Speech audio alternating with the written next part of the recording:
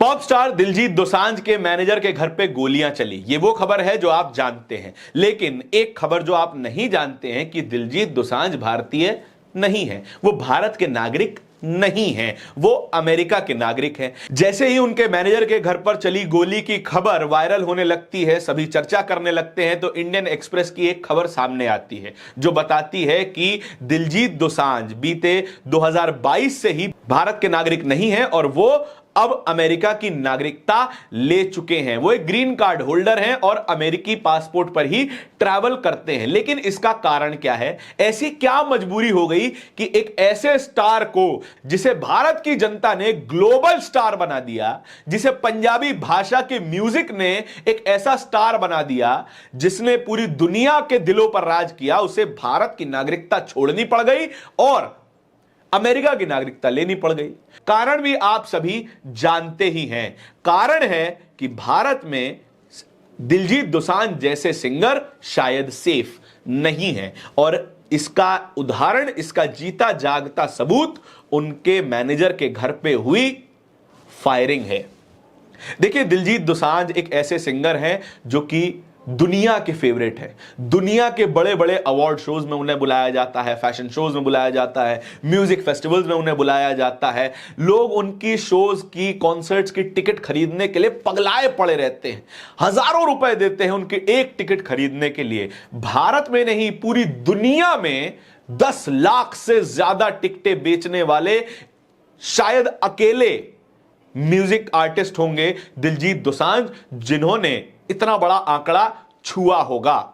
लेकिन ऐसे दिलजीत दोसांझ को भारत की नागरिकता छोड़नी क्यों पड़ गई? भारत की नागरिकता छोड़ करके वे अमेरिका के नागरिक क्यों बन गए? इसके कारण शायद हमारे सामने ही रखे हुए थे और हम देख नहीं पा रहे थे। दिलजीत दोसांझ के मैनेजर के घर पे हुई गोलीबारी उनकी अमेरिका के नागरिकता लेने का कारण साफ तौर पर बयां करती है। शायद दिलजीत दोसांझ भारत में उतना सुरक्षित महसूस नहीं कर रहे होंगे जितना वे अमेरिका में महसूस करते होंगे, जितना वे अमेरिका में सुरक्षित महसूस करते होंगे। दिलजीत दोसांझ इकलौते अमीर और पॉपुलर व्यक्ति नहीं हैं जिन्होंने भारत की नागरिकता छोड़कर विदेशों की नागरिकता ले ली या फिर विदेशी रेजिडेंट बन गए। वियोन की एक खबर के मुताबिक करीबन 3,500 भारतीय रईसों ने भारत की नागरिकता छोड़ करके विदेशों की नागरिकता स्वीकार कर ली या फिर विदेशों के रेजिडेंट बन गए। वे व्यापार करते हैं भारत में, वो काम करते हैं भारत में, लेकिन भारत में रहना पसंद नहीं करते। क्यों? क्योंकि भारत का ट्रैक रिकॉर्ड ही कुछ ऐसा है। असल में आपने पैसा बना लिया, आपने शोहरत बना ली, लेकिन उसके बावजूद भी आपको सिक्योरिटी ना मिले, आपको सेंस ऑफ सिक्योरिटी ना मिले, तो फिर क्या फायदा है? दिलजीत दोसांझ के मैनेजर के घर हुई फायरिंग ऐसा ही एक उदाहरण है। दिलजीत दोसांझ इतने पॉपुलर होते हुए भी, इतना पैसा कमाने के बावजूद भी उनके मैनेजर के घर गोली चल जाती है। कितना दूर होगा उनका भी घर इन गोलियों से? इस बात पर भी सवाल पूछा जाना चाहिए। इस बात पर भी सवाल पूछा जाना चाहिए कि हम अपने रईसों को, अपने बड़े बड़े सितारों को सुरक्षा नहीं दे पा रहे हैं, सुरक्षा का बोध तक नहीं दे पा रहे हैं, तो फिर क्यों ना लें वो विदेशों की नागरिकता? जब पैसा कमा लिया, शोहरत कमा ली, तो फिर क्यों ना खरीद ली जाए वो सिक्योरिटी जिसकी वे उम्मीद करते हैं अपनी सरकार से। दिलजीत दोसांझ इकलौते आर्टिस्ट नहीं है जिनके ऊपर खतरा मंडराया हो। इससे पहले सिद्धू मूसेवाले का केस हम देख चुके हैं, इससे पहले हम चमकीला का केस देख चुके हैं जिनकी हत्या कर दी गई। दोनों की ही, ये वो 2 सितारे थे पंजाबी इंडस्ट्री के और भारतीय इंडस्ट्री के, जिन्होंने देश विदेशों में अपना नाम किया, उसके बावजूद भी वो सुरक्षित नहीं रह पाए। क्या कारण थे कि हम इन लोगों को सुरक्षित नहीं रख पा रहे हैं? उसके ऊपर चलिए, भारत का क्राइम रेट देखिए। कितनी महिलाएं भारत में सुरक्षित हैं, कितने पुरुष भारत में सुरक्षित हैं, चोरियां कितनी होती है भारत में, जेबकतरी कितनी होती है भारत में, उसके अलावा लूट, डकैती, मर्डर, रेप, इसको तो कोई गिन ही नहीं सकता। जितनी भी इन क्राइम्स को गिनने वाली संस्थाएं हैं, गिनने वाली रिपोर्ट्स हैं, वो भारत की बेहद ही ब्लडी पिक्चर दिखाती हैं, बड़ी खूनी तस्वीर दिखाती हैं। और इस सब के होते हुए भी, अपनी आंखों के सामने ये सब होते हुआ देखते हुए भी, कोई व्यक्ति जिसके पास इतना पैसा हो जितना दिलजीत के पास है, जितना बाकी और सितारों के पास है, तो वो व्यक्ति, वो लोग भारत में रहना क्यों चूज करेंगे? ये हमारे देश के लिए एक सोचने का विषय है कि दिलजीत जैसा व्यक्ति भारत में रहना क्यों नहीं चाहता, भारत की नागरिकता क्यों नहीं चाहता।